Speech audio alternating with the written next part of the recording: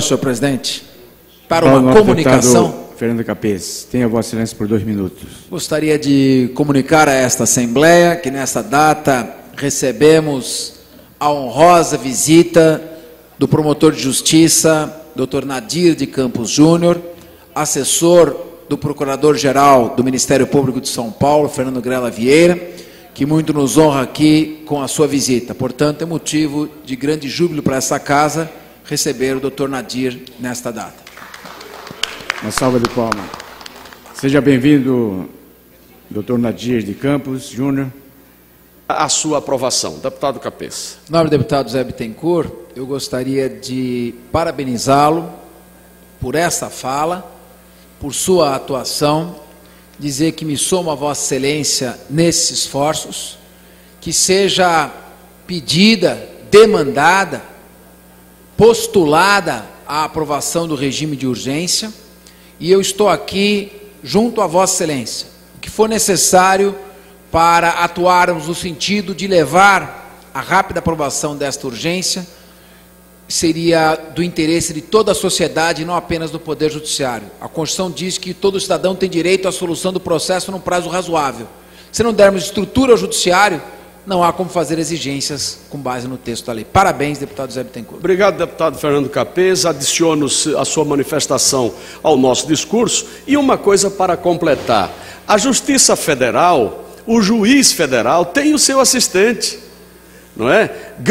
Tem uma estrutura muito maior do que a Justiça Estadual, deputado Grana, deputado Marcolino. E, evidentemente, nós temos que tomar, no âmbito das nossas atribuições, as medidas que nós podemos, portanto, tomar. Fica aqui o nosso apelo ao deputado Samuel Moreira, líder do governo, para que na terça-feira também se some ao coro desta manifestação, se some a esta manifestação e assim estejamos deliberando uma coisa que é muito importante para a justiça aqui de São Paulo. Nós defendemos reposição salarial para os servidores, cumprimento da database pelo Tribunal de Justiça dos servidores, melhores salários para os servidores, melhores condições de trabalho para os servidores, mas também nós defendemos uma magistratura altiva, capaz, competente, autônoma, dinâmica e que tenha a assessoria necessária para que realmente atenda a expectativa do jurisdicionado. Há uma permuta entre o nobre deputado Roberto Massafera e o nobre deputado Fernando Capês. Tenha Vossa Excelência, nobre deputado Fernando Capês, por 10 minutos no grande expediente. Com a palavra. Senhor presidente, gostaria de registrar aqui a honrosa presença de 2 dignos representantes do Legislativo do município de Piraju, nosso querido vereador Ari, o vereador Eduardo, que honram esta Casa Legislativa com o seu comparecimento. Peço que fique registrada a visita de ambos. Senhores telespectadores, há pouco houve um movimento do qual participaram todas as assembleias legislativas do Brasil, no sentido de ampliar o âmbito da competência dos poderes legislativos dos estados. Como é do conhecimento do telespectador, os estados não podem legislar sobre direito civil, não podem legislar sobre direito penal, não podem legislar sobre processo penal nem processo civil, sobre direito previdenciário. Aos estados ficou o resto, o resíduo, aquilo que depois da União ter enumerado exaustivamente, e depois daquilo que ficou para os municípios no que diz respeito ao seu peculiar interesse, fica aos estados uma competência residual. Nós aqui, deputados estaduais, nos esforçando para apresentar projetos na área de defesa do consumidor, meio ambiente, saúde, segurança. A Comissão de Constituição e Justiça desta Casa elaborou um código de procedimentos. Falava há pouco o deputado Zé Bittencourt sobre a necessidade de se aprovar um projeto dotando de cargos e de estrutura o Poder Judiciário. E nós apresentamos aqui um código de procedimentos para agilizar a tramitação dos processos. Vem agora o Congresso Nacional e aprova uma recente lei que vai entrar em vigor no próximo dia 4 de julho. E esta lei vai mudar muita coisa em matéria processual. E é uma lei que, por não existir competência dos estados nesta matéria, fixa as mesmas regras para o estado do Amapá e do Acre e para o estado de São Paulo, que tem 40% da população carcerária do Brasil e 60% do movimento processual. Vamos ver algumas das inovações que foram criadas. Primeira mudança que vai entrar em vigor com a Lei 12.403, de 4 de maio de 2005. Vamos para a tela. Vamos baixar aqui para o parágrafo 4º do artigo 282. Primeira medida importante. Parágrafo 4º, querido, abaixo do 3º. Isso. No caso de descumprimento de qualquer das obrigações impostas, o juiz poderá substituir a medida, impor outra em cumulação ou, em último caso, decretar a prisão preventiva. De que medida está se tratando? Vamos até o artigo 319 rapidamente. Artigo 319. Muito bem. Isto. Vamos lá. Esta lei que vai entrar em vigor no dia 4 de julho deste ano, praticamente acabou com a prisão provisória. Praticamente acabou com o acusado responder preso a um processo. O juiz, então, sempre que sentir a necessidade de garantir o comparecimento do réu ao processo, de garantir os fins do processo, ele não mais decreta a prisão. No lugar da prisão, agora são impostas as seguintes medidas: comparecimento mensal ao fórum, ou proibição de frequentar determinados lugares, obrigação de manter distância de uma residência ou de determinadas pessoas, proibição de sair da cidade sem avisar o juiz, ficar recolhido em casa à noite e nos dias de folga. Vamos descer um pouco mais. Isso. Quando o sujeito está numa função pública praticando crime, ou numa atividade financeira, ele fica suspenso dessa atividade durante o processo. No caso de inimputável, por exemplo, louco, violento, que está respondendo ao processo, ele pode ser internado provisoriamente. E a fiança. Estas são as medidas que foram colocadas pela lei. Continua na tela. Além delas, vem a grande novidade. Nós temos uma lei estadual que foi aprovada aqui, projeto do deputado Baleia Rossi. Mas agora, a nova lei que entra em vigor no dia 4 de julho desse ano, estabelece a monitoração eletrônica cautelar. Pode parar por aí. O que significa isso? Vamos voltar para o telespectador entender. A partir do dia 4 de julho, toda vez que o juiz necessitar impor uma determinada medida para garantir o processo, a prisão, que nesse caso é chamada de prisão preventiva, é a última hipótese. Em primeiro lugar, o juiz, para garantir que o processo siga normalmente, sem que o acusado atrapalhe as provas, ou sem que ele fuja, ao invés de decretar a prisão, ele vai impor uma destas medidas.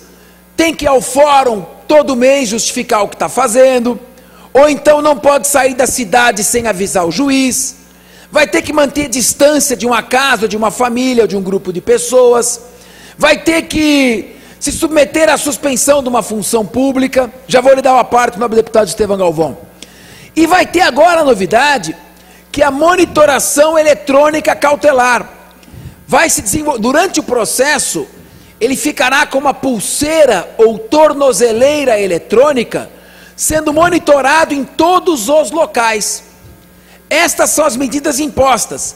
Somente quando impostas estas medidas, o juiz está com a tornozeleira eletrônica e vai para onde quer, ficou obrigado a comparecer ao fórum mensalmente e não foi, ficou proibido de sair da comarca e saiu. Somente quando frustradas todas estas medidas, é que o juiz poderá decretar a prisão preventiva. A prisão preventiva, portanto, passou a ser o último dos últimos recursos. Se o acusado estiver ameaçando de fugir, se ele ameaçar a ordem pública, podendo praticar crimes, embora respondendo ao processo, se ele colocar em risco a produção das provas, o juiz não decreta a prisão. Em primeiro lugar, ele vai optar por uma destas alternativas. A questão que eu coloco, e antes eu vou dar o à parte ao deputado Estevão Galvão, é: todas estas regras conseguem se adaptar do mesmo modo ao estado do Sergipe, do Amapá, do Acre e ao estado de São Paulo? Não teria Assembleia Legislativa Estadual o porquê de regular essas questões atendendo às peculiaridades do estado? Deputado Estevão Galvão. Deputado Capês, eu tenho um grande respeito por Vossa Excelência e pelo seu saber jurídico. Talvez Vossa Excelência não saiba, mas eu acompanho bastante o seu trabalho. E até com louvor, eu tomei conhecimento, até hoje isso foi falado na Comissão de Trabalho, que a CCJ está trabalhando para que não se aprove mais nesta casa as leis autorizativas. As leis autorizativas acabam sendo uma indicação ou um requerimento. E quando Vossa Excelência vem para falar sobre essa lei federal, que praticamente acabou com a decretação de prisão preventiva, olha, eu tenho que render as minhas homenagens pela sua preocupação, porque isso acaba dificultando sobremaneira o trabalho da prevenção, do judiciário, da polícia, de todos nós. E isso acaba dificultando para que se mantenha a paz e a tranquilidade de todos os cidadãos.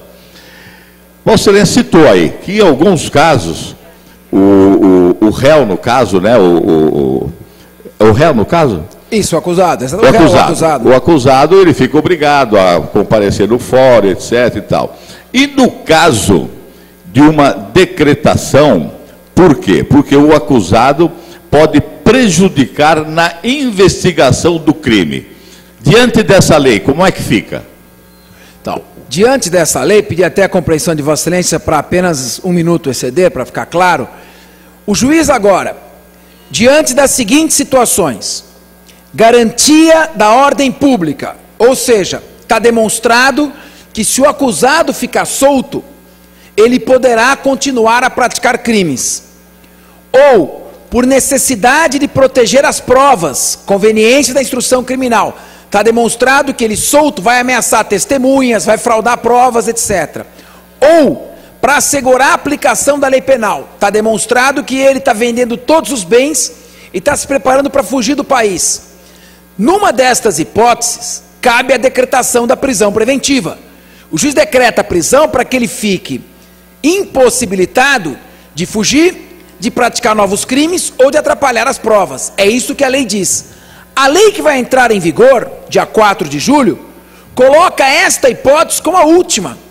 Se isso estiver acontecendo, qualquer dessas hipóteses, o juiz então vai tentar, antes de decretar a prisão, aplicar uma das medidas previstas no artigo... Vamos descer, subir para 319. Pouquinho, 319, por favor. Uma destas medidas aqui. Agora, cabe o que às Assembleias Legislativas? Será que o Poder Legislativo do Estado de São Paulo não vai poder olhar esta lei e adaptá-la às necessidades da nossa população? Será que nós temos que continuar com um Código de Processo Penal que valha igualmente para todo o país, quando nós vivemos numa federação com autonomia de cada estado? Que autonomia fajuta é essa? Que federação é essa que nós concebemos no pacto da Constituição Federal de 5 de outubro de 88? Uma falsa federação. É um Estado centralizador, unitário, que concentra autoritariamente nas mãos da União todo o poder de legislar. Nós, deputados, que estamos em contato direto com as populações aqui no estado de São Paulo, não fomos sequer ouvidos para poder opinarmos de acordo com a realidade de nosso estado. E eu vou voltar na próxima, está esgotado o nosso tempo, e eu vou trazer mais algumas novidades desta lei, que será uma realidade no dia 4 de julho, que aprovou uma monitoração eletrônica, sendo que nós agora precisamos adaptá-la à realidade do estado de São Paulo. Por esta razão, presidentes de assembleias legislativas, e me dirijo ao nosso presidente, deputado Barros Munhoz, vamos pressionar o Congresso Nacional para que não fique essa questão de aumentar a competência uma questão para meramente inglês ver, mas que seja efetivada essa postura e esse aumento da competência constitucional de cada Assembleia Legislativa de São Paulo. É por isso que eu acredito, deputado Estevão Galvão, e é por isso que eu fiz questão, com muito orgulho, de retornar a esta Casa Legislativa e não postular uma vaga no Congresso.